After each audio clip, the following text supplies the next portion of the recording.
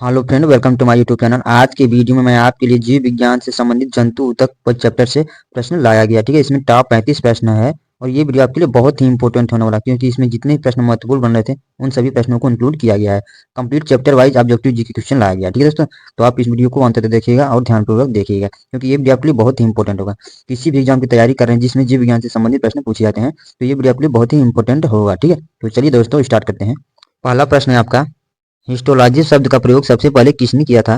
Friend, यदि question का answer पता हो तो आप कमेंट बॉक्स में दे सकते हैं, बताइए। तो राइट आंसर होगा मेयर ने। ठीक है, ऑप्शन नंबर एक करेक्ट आंसर हो जाएगा। ठीक है दोस्तों, वेरी वेरी इंपॉर्टेंट है। चलिए नेक्स्ट। फ्रेंड, इसके इंपॉर्टेंट पॉइंट देख लेते हैं, आपको एक्स्ट्रा जानकारी मिल जाएगी। हिस्टोलॉजी शब्द का इस्तेमाल सबसे पहले कार्ल मेयर ने किया था। यह शब्द जर्मन भाषा का हिस्टोलॉजी का मतलब है ऊतक विज्ञान। ठीक है, ऊतक विज्ञान ऊतकों की संरचना और उसके काम का अध्ययन करने वाला विज्ञान है। ठीक है दोस्तों, तो आप इसको याद रखिएगा, बहुत ही इंपॉर्टेंट है। चलिए नेक्स्ट, अगला प्रश्न है आपका, किस प्रकार के ऊतक शरीर की सुरक्षा कवच का कार्य करते हैं, बताइए। तो राइट आंसर होगा एपिथेलियमी ऊतक। ठीक है, एपिथेलियमी ऊतक जो होता है वो सुरक्षा कवच का कार्य करता है शरीर के लिए। ठीक है, ऑप्शन नंबर करेक्ट आंसर हो जाएगा। चलिए इसके इंपोर्टेंट पॉइंट देख लेते हैं। ऊतक के रूप में कार्य करते हैं, यह शरीर विभिन्न प्रणालियों को अलग अलग करने में अवरोध पैदा करते हैं। मतलब शरीर की जो कोशिका होती है उसको एक में बांधे रखता है। ठीक है, ऊतक ऊतक का काम यही होता है। ठीक है, तो एपिथेलियमी ऊतक राइट आंसर हो जाएगा। चलिए अगला प्रश्न है, निम्न में से कौन सा ऊतक घाव भरने में सहायक होता है, बताइए। घाव भरने में सहायक कौन सा ऊतक होता है? तो राइट आंसर होगा एपिथेलियमी ऊतक। ठीक है, इसका भी राइट आंसर रहेगा ऑप्शन नंबर ए। ठीक है, तो यहाँ पर ध्यान दीजिएगा।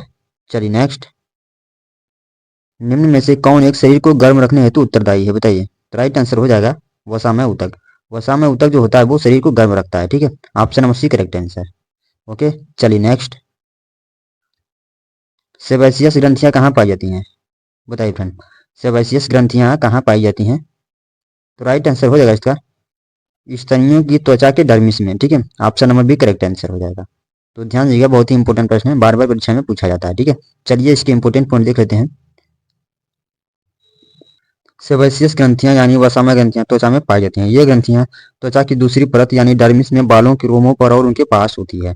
ये ग्रंथियां तैलीय या मोम वाले पदार्थ का स्राव करती हैं, जिसे सीबम कहते हैं। ठीक है, तो ध्यान दीजिएगा। चलिए नेक्स्ट, मनुष्य की त्वचा सबसे मोटी किस स्थान पर होती है, बताइए। किस स्थान पर होती है? तो राइट आंसर होगा तलवे पर। ठीक है, option number B correct answer. चलिए नेक्स्ट, लाइक्राइमल ग्रंथियां क्या स्रावित करती हैं, बताइए फ्रेंड। लाइक्राइमल ग्रंथियां क्या स्रावित करती हैं? तो राइट आंसर होगा आंसू। ठीक है, option number C correct answer. चलिए इसके इंपोर्टेंट पॉइंट देख लेते हैं। लाइक्राइमल ग्रंथियां या अश्रु ग्रंथियां आंसू स्रावित करती हैं। ठीक है, लाइक्राइमल ग्रंथियां को आंसू या अश्रु ग्रंथियां कहते हैं। ठीक है, जो आंसू स्रावित करती हैं। ये ग्रंथियां आंखों के ऊपर स्थित होती हैं। ये लगातार आंसू बनाती रहती हैं। जब आप अपनी पलकें झपकाते हैं तो आंसू आपकी आंख की सतह पर फैल जाते हैं। ठीक है, तो आप इस पॉइंट को याद रखिएगा, बहुत ही इंपॉर्टेंट है। चलिए नेक्स्ट, बुढ़ापे में त्वचा पर झुर्रियां क्यों पड़ जाती हैं, बताइए। क्यों पड़ जाती हैं फ्रेंड? तो राइट आंसर होगा उपचर्मीय स्तर में लचीलापन कम होने के कारण। ठीक है, option number B correct answer. Okay, चलिए नेक्स्ट, मनुष्य के शरीर में सबसे लंबी कोशिका होती है, बताइए। तो राइट आंसर होगा तंत्रिका कोशिका। ठीक है, option number C correct answer. चलिए इसके इंपोर्टेंट पॉइंट देख लेते हैं। मानव शरीर में सबसे लंबी कोशिका तंत्रिका कोशिका या न्यूरॉन होती है। यह कोशिका 1 से 1.5 मीटर तक लंबी हो सकती है। तंत्रिका कोशिकाएं और शरीर में संकेतों का प्रसारण करती हैं। ठीक है, या प्रसारण करती हैं। तंत्रिका कोशिकाएं जो होती है शरीर में संकेतों का प्रसारण करती हैं। ठीक है, तो यहाँ पर ध्यान दीजिएगा। चलिए नेक्स्ट, तंत्रिका ऊतक की इकाई है, बताइए। तो राइट आंसर होगा ऑप्शन नंबर बी न्यूरॉन। तंत्रिका ऊतक की जो इकाई है वो न्यूरॉन है, option number B correct answer. Okay दोस्तों, चलिए नेक्स्ट, संवेदना का चालन शरीर के एक भाग से दूसरे भाग में किसके द्वारा होता है? वेरी वेरी इंपॉर्टेंट प्रश्न है, बताइए फ्रेंड। तो राइट आंसर होगा तंत्रिका ऊतक के द्वारा। ठीक है, option number D correct answer. चलिए नेक्स्ट, लिंगामेंट एक रचना है जो जोड़ती है, बताइए। किसको किसको जोड़ती है? तो राइट आंसर हो जाएगा अस्थि को अस्थि से जोड़ती है लिंगामेंट। ठीक है, option number B correct answer. Okay दोस्तों, ध्यान दीजिएगा। चलिए नेक्स्ट, ऊंट का कुबड़ किस ऊतक का बना होता है, बताइए। ऊंट का कुबड़ किस ऊतक का बना होता है? तो राइट आंसर हो जाएगा वसामय ऊतक का। ठीक है, option number D correct answer. Okay, चलिए नेक्स्ट, मोटापा निम्न में से किसकी अधिकता के कारण होता है, बताइए। राइट आंसर रहेगा वसा ऊतक के कारण होता है। ठीक है, option number B correct answer. Okay दोस्तों, चलिए नेक्स्ट, निम्न में से कौन ऊतक का उदाहरण है, बताइए। कौन ऊतक का उदाहरण है, बताइए। तो राइट आंसर हो जाएगा रक्त। ठीक है, रक्त जो है वो ऊतक का उदाहरण। ठीक है, option number B correct answer. Okay, चलिए नेक्स्ट। बियोप्सी किससे संबंधित है, बताइए फ्रेंड। बियोप्सी किससे संबंधित है, तो राइट आंसर हो जाएगा परीक्षण के लिए ऊतकों को शरीर से अलग करने से संबंधित है। ठीक है, परीक्षण के लिए ऊतकों को शरीर से अलग करने से संबंधित है बियोप्सी। ठीक है, तो यहाँ पर ध्यान दीजिएगा, वेरी इंपॉर्टेंट प्रश्न, option number C correct answer हो जाएगा। ठीक है, चलिए नेक्स्ट। मास्ट कोशिकाएं कहाँ पाई जाती हैं, बताइए फ्रेंड। मास्ट कोशिकाएं कहाँ पाई जाती हैं, वेरी इंपॉर्टेंट है। क्वेश्चन नंबर 17 का कौन सा आंसर सही होगा, तो राइट आंसर होगा संयोजी ऊतक में पाई जाती हैं। ठीक है, option number A correct answer. Okay, चलिए इसके इंपॉर्टेंट पॉइंट देख लेते हैं। मास्ट कोशिकाएं पूरे शरीर में संयोजी ऊतकों में पाई जाती हैं। ये त्वचा, रक्त वाहिकाओं, तंत्रिकाओं, फेफड़ों और आंतों में पाई जाती हैं। ठीक है, तो ध्यान दीजिएगा। चलिए नेक्स्ट। हावर्सियन तंत्र पाया जाता है, हावर्सियन तंत्र कहाँ पाया जाता है, बताइए। वेरी इंपॉर्टेंट प्रश्न है दोस्तों। राइट आंसर का स्तनियों की अस्थियों में। ठीक है, हावर्सियन तंत्र जो है वो स्तनियों की अस्थियों में पाया जाता है। ठीक है, option number C correct answer. Okay, चलिए यहाँ पर दिया गया है इंपॉर्टेंट पॉइंट। हावर्सियन तंत्र स्तनधारियों की हड्डियों में पाया जाता है। यह हड्डियों में रक्त वाहिकाओं और तंत्रिकाओं के प्रवाह के लिए एक जटिल संरचना है। हावर्सियन तंत्र हावर्सियन नलिकाओं से मिलकर बना होता है। ठीक है, आप इन सभी पॉइंटों को याद रखिएगा, वेरी इंपॉर्टेंट है अपनी परीक्षाओं के लिए। चलिए नेक्स्ट। फेफड़ों को ढकने वाला आवरण क्या कहलाता है, फेफड़ों को ढकने वाला आवरण क्या कहलाता है, तो राइट आंसर का प्लूरा। ठीक है, फेफड़ों को ढकने वाला आवरण जो होता है वो प्लूरा होता है। ठीक है, option number B correct answer. Okay दोस्तों, चलिए नेक्स्ट।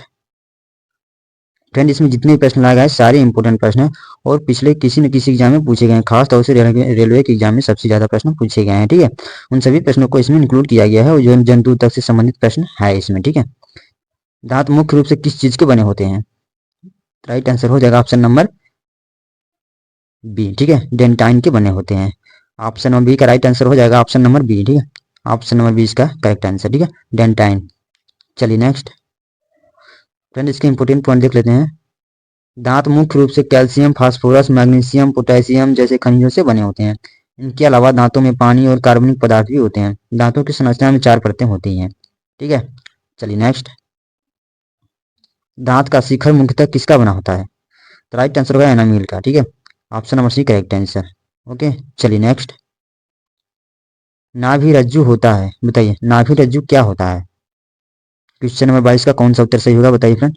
राइट आंसर होगा प्रौढ़ संयोजी ऊतक। ठीक है, नाभि रज्जु जो होता है वो प्रौढ़ संयोजी ऊतक होता है। Option number C right answer हो जाएगा। ओके, चलिए नेक्स्ट। किसी जीवित देह के भीतर कोशिका या ऊतक की मौत को क्या कहते हैं, बताइए। तो राइट आंसर होगा नेक्रोसिस। ठीक है, option number C correct answer. चलिए इसके इंपोर्टेंट पॉइंट देख लेते हैं, बहुत ही महत्वपूर्ण प्रश्न है। किसी जीवित शरीर के अंदर कोशिका या ऊतक की मौत को नेक्रोसिस कहते हैं। यह एक आकस्मिक या अनियोजित कोशिका मृत्यु है। ठीक है, तो आप इस पॉइंट को याद रखिएगा, वेरी इंपॉर्टेंट है। चलिए नेक्स्ट। किसी ऊतक के नख, खुर और सींग बने होते हैं, बताइए। नख, खुर और सींग किस चीज के बने होते हैं, राइट आंसर होगा कीरेटिन के बने होते हैं। Option number C correct answer. Okay दोस्तों, किसी ऊतक के नख, खुर और सींग जो बने होते हैं वो कीरेटिन के बने होते हैं। Option number C right answer हो जाएगा। ओके, चलिए नेक्स्ट। आर्यच कारक ने अपना यह नाम किस जानवर से लिया है, बताइए। राइट आंसर हो जाएगा बंदर। ठीक है, option number A correct answer हो जाएगा। चलिए इसके भी इंपोर्टेंट पॉइंट देख लेते हैं, आपको प्रश्न समझ में आ जाएगा। यहाँ पर दिया गया है आर्यच कारक को रिसस बंदर से लिया गया है। साल 1940 में लैंडस्टीनर और वीनर ने रिसस बंदर के खून में आर्यच कारक की खोज की थी। इसी वजह से इसका नाम रिसस फैक्टर पड़ा। ठीक है, तो आप इस पॉइंट को याद रखिएगा, बहुत ही महत्वपूर्ण है। चलिए नेक्स्ट। जन्म के बाद मानव के किस ऊतक में कोई कोशिका विभाजन नहीं होता है, बताइए। तो राइट आंसर हो जाएगा तंत्रिका। ठीक है, ऑप्शन नंबर भी करेक्ट आंसर। ओके दोस्तों, चलिए नेक्स्ट। प्लाज्मा में जल कितना प्रतिशत होता है, तो राइट आंसर होगा 90। ठीक है, option number D correct answer. चलिए नेक्स्ट। रक्त होता है, बताइए एक संयोजी ऊतक। Option number A correct answer. चलिए नेक्स्ट। उपास्थि निम्न में से किसमें नहीं पाया जाता है, वेरी इंपॉर्टेंट प्रश्न, बताइए। तो राइट आंसर मूत्राशय में। Option number C correct answer. Okay दोस्तों, उपास्थि जो होता है वो मूत्राशय में नहीं पाया जाता है। ठीक है, चलिए नेक्स्ट। मनुष्य के शरीर में सबसे लंबी कोशिका कहाँ पाई जाती है? तो राइट आंसर होगा तंत्रिका कोशिका में, option number C correct answer. Okay दोस्तों, चलिए नेक्स्ट। निम्नलिखित में से किस श्रेणी के जानवर के दिल में दो कक्षीय हृदय होते हैं, बताइए। तो राइट आंसर हो जाएगा इसका मत्स्य। जो मछलियां होती हैं उसमें दो कक्षीय हृदय होते हैं, ठीक है। Option number A correct answer. Okay friend, ध्यान दीजिएगा, बहुत ही महत्वपूर्ण प्रश्न है। चलिए नेक्स्ट। यहाँ पर इंपॉर्टेंट पॉइंट दिया गया है, देख लेते हैं। मत्स्य में दो कक्षीय हृदय होते हैं जिसमें एक कलिंद और एक निलय होता है, ठीक है। तो आप इस पॉइंट को याद रखिएगा, बहुत ही महत्वपूर्ण है। चलिए नेक्स्ट। दो अस्थियों को एक दूसरे से अन्य प्रकार के संयोजकता से किसके द्वारा जोड़ा जा सकता है, बताइए। तो राइट आंसर हो जाएगा स्नायु द्वारा, option number D correct answer. Okay दोस्तों, चलिए नेक्स्ट। निम्नलिखित में से कौन सा ऊतक त्वचा के नीचे पाया जाता है और वसा को संग्रहित करता है, बताइए। तो इसका राइट आंसर हो जाएगा ऑप्शन नंबर सी वसामय ऊतक, ठीक है। वसामय ऊतक राइट आंसर हो जाएगा, option number C correct answer. Okay, very important प्रश्न। चलिए नेक्स्ट। जानवरों में वसा का भंडारण किस ऊतक में होता है, बताइए। तो इस प्रश्न का राइट आंसर हो जाएगा एडिपोसाइट। एडिपोसाइट राइट आंसर हो जाएगा। जानवरों में वसा का भंडारण जो होता है वो एडिपोसाइट में होता है, ठीक है। चलिए इसके इंपॉर्टेंट पॉइंट देख लेते हैं, बहुत ही महत्वपूर्ण प्रश्न है। तो एडिपोसाइट, जिसे लिपोसाइट और वसा कोशिकाओं के रूप में भी जाना जाता है, ये मुख्य रूप से वसा ऊतकों को बनाते हैं जो विशेष रूप से वसा के रूप में ऊर्जा का भंडारण करते हैं। ओके, तो आप इन सभी पॉइंटों को याद रखिए, वेरी इंपॉर्टेंट है। चलिए नेक्स्ट। शरीर में आयरन का मुख्य उद्देश्य क्या बनाना होता है, बताइए। तो राइट आंसर हो जाएगा हीमोग्लोबिन, ठीक है। Option number A correct answer. Iron का मुख्य उद्देश्य हीमोग्लोबिन होता है, ऑप्शन नंबर ए करेक्ट। 35 प्रश्न दिया गया था, आप जरूर कमेंट करके बताइएगा कि आपके कितने प्रश्नों का आंसर सही हुआ, ठीक है। तो आज की वीडियो में बस इतना ही, मिलेंगे अगली वीडियो में ऐसी वीडियो के साथ, तब तक के लिए